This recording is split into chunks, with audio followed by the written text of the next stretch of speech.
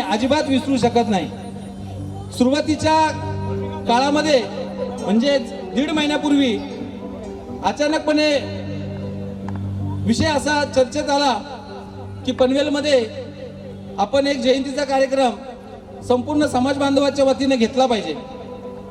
चर्चा करत असताना पलीकडे असलेलं कर्जत असेल, खोपोली असेल म्हणजे खालापूर तालुका असेल, या 2 तालुक्यांमध्ये, बाकी लांब तर आपण जाऊ नये, या 2 तालुक्यांमध्ये तालुक्याच्या वतीनं म्हणजे त्याच्यामध्ये तालुका आणि शहर मिळून तालुक्याच्या वतीनं जयंतीचे कार्यक्रम होत असतात. आणि त्याच्यानंतर तो कार्यक्रम यशस्वी झाल्यानंतर त्याच्यानंतर इतर खेडेगावामध्ये असतील, सोसायट्यांमध्ये असतील, शहरामध्ये असतील, मित्रमंडळांचे असतील, असे कार्यक्रम जयंतीचे होत असतात. अशा प्रकारचा विचार मनात आल्यानंतर आम्हाला असं वाटलं कोणाशी तरी शेअर करावं. शेअर करत करत करत करत गेलो. एक एक माणूस जुळत गेला. प्रत्येकाला विचार पटत गेले. इथे ही समोर बसलेली ही लाईन आहे, म्हणजे असं मानू नये की मागच्या बसलेल्यांचं नाव घेत नाही, पण हे समोर बसलेल्या प्रत्येकाशी चर्चा केल्यानंतर या सर्वांनी आम्हाला प्रतिसाद दिला, सकारात्मक प्रतिसाद दिला. यांच्यासाठी एकदा जोरदार टाळ्या झाल्या पाहिजे. यापैकी एकही व्यक्ती असा बोलला नाही की तुम्ही जो निर्णय घेताय हा चुकीचा आहे, तुम्ही जे करणार आहात त्यात तुम्हाला यश मिळणार नाही. प्रत्येकानं आम्ही घेतलेला निर्णय असू द्या किंवा प्रत्येकानं आम्ही घेतलेली भूमिका असू द्या, त्याचं नक्कीच सर्वांनी कौतुक केलं. इथे बसलेल्या प्रत्येकाने कौतुक केलं आणि त्या कौतुकाच्या जोरावर प्रत्येकाने या ठिकाणी मेहनत घेतली. त्या कोपऱ्यामध्ये उभा असलेला आमचा सर्वसामान्य चंद्रकांत असेल, इकडे असणारे आमचे कुणाल लोंढे असतील, मध्ये असणारे आमचे सर्व दिग्गज असतील, वेगवेगळ्या राजकारणाच्या वेगवेगळ्या उच्च पदावर काम करणारी माणसं आहेत, समाजकारणामध्ये काम करणारी माणसं आहेत, पत्रकारितेमध्ये काम करणारी माणसं आहेत, वेगवेगळ्या क्षेत्रात, वेगवेगळ्या सामाजिक क्षेत्रात, वेगवेगळ्या धार्मिक क्षेत्रामध्ये काम करणारी माणसं आहेत. सगळ्यांनी या कार्यक्रम यशस्वी होण्यासाठी वेळ दिला. 1.5 महिन्यापासून कार्यक्रम चालू करत असताना सुरुवात कुठून करायची, मग आम्ही सुरुवात खेडेगावातून करू म्हटलं, ग्रामीण भागातून. कारण पनवेलमध्ये आता जरी शहरीकरण झालं असलं, आपले बौद्ध बांधव मोठ्या प्रमाणात या गाव इथे राहायला आले असले तरी देखील या पनवेलला बाबासाहेब आंबेडकरांच्या चळवळीचा जो वारसा आहे हा ग्रामीण भागातून सुरुवात झालेला आहे, हे विसरता कामा नये. आमचे गायकवाड या ठिकाणी बसलेत, बलराम गायकवाड, मी सगळ्यांची नावं घेणार नाही. आमचे आर डी गवळी गुरुजी या ठिकाणी आहेत, आमचे जोशी गुरुजी या ठिकाणी आहेत, म्हणजे वरिष्ठ आहेत म्हणून त्यांची मी नावं घेतो. परंतु सुरुवातीला मी म्हटलं की प्रत्येकानं आम्हाला या ठिकाणी सकारात्मक प्रतिसाद दिलेला आहे. ह्या लोकांनी त्या काळामध्ये या बाबासाहेब आंबेडकरांचे विचार, बाबासाहेब आंबेडकरांची चळवळ ही गावोगावी पोहोचवण्याचं काम केलेलं आहे.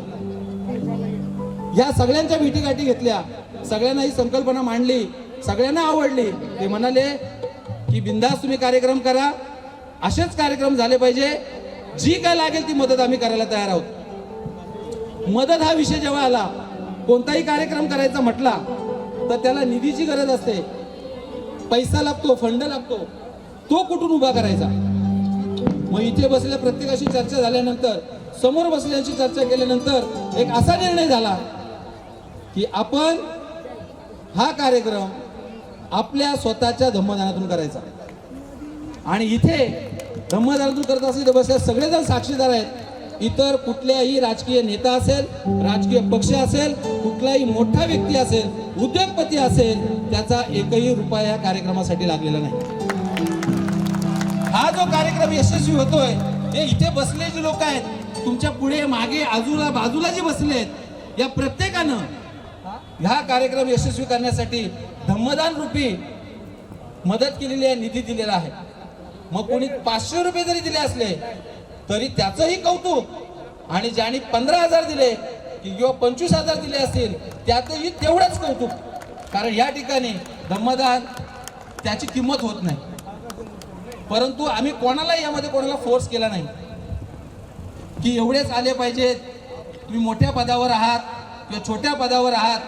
इथे बसले प्रत्येक जण सांगतील की आम्ही फक्त त्यांच्याकडे गेलो, हा कार्यक्रम आम्ही हाती घेतलेला आहे, आपण धम्मदान रूपी स्वइच्छेने यथाशक्तीप्रमाणे जे काय द्याल ते आम्ही अर्पण करू. आणि त्याच्या जोरावर हा इतका चांगला उत्तम कार्यक्रम आम्ही या ठिकाणी आपण आयोजित केला आहे, आपण सर्वांच्या सहकार्याने.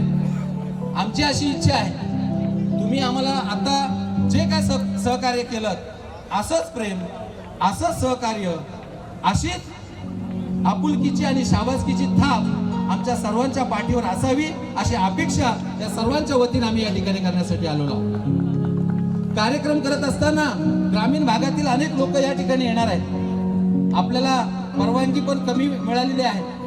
मग या ठिकाणी मनात विचार आला की आपण जर अतिशय चांगलं चंद्रकांत दादा शिंदे यांचा आवाज तुम्ही ऐकलात, त्यांचे 2 गाणं ऐकलं, 2 गाण्यानं तुम्हाला सगळ्यांनी हलवून टाकलेले आहेत. असा पहाडी आवाज, त्यांचा आवाज ऐकल्यानंतर नक्कीच आपल्याला दिवंगत प्रल्हाद शिंदे यांची आठवण आल्याशिवाय राहत नाही.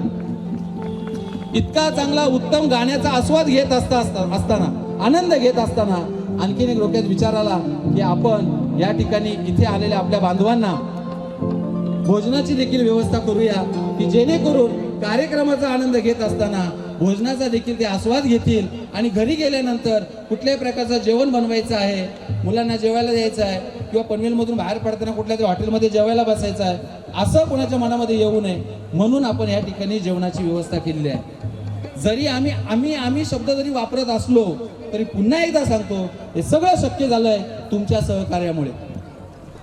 ज्यांनी या कार्यक्रमाला धम्मदान दिला त्यांना सगळ्यांना माहिती आहे की त्यांची नावं त्या लिस्टमध्ये आहेत, ते संपूर्ण तालुक्याला माहिती आहे. इथे कुठलाही कोणाचंही नाव दडून ठेवलेलं नाही आणि कुणालाही या ठिकाणी ज्यांनी जी अमाऊंट दिली ती अमाऊंट त्या ठिकाणी आम्ही सगळ्यांच्या समोर मांडलेली आहे. अशाच प्रकारचं सहकार्य तुमच्याकडून पुन्हा एकदा आम्हाला पुढच्या वेळेला, पुढच्या वर्षी आपण सगळ्यांनी मिळून असाच एक अतिशय चांगला आणि बहारदार कार्यक्रमाचं आपण आयोजन करू अशी अपेक्षा व्यक्त करतो आणि या ठिकाणी थांबतो. सर्वांना जय भीम.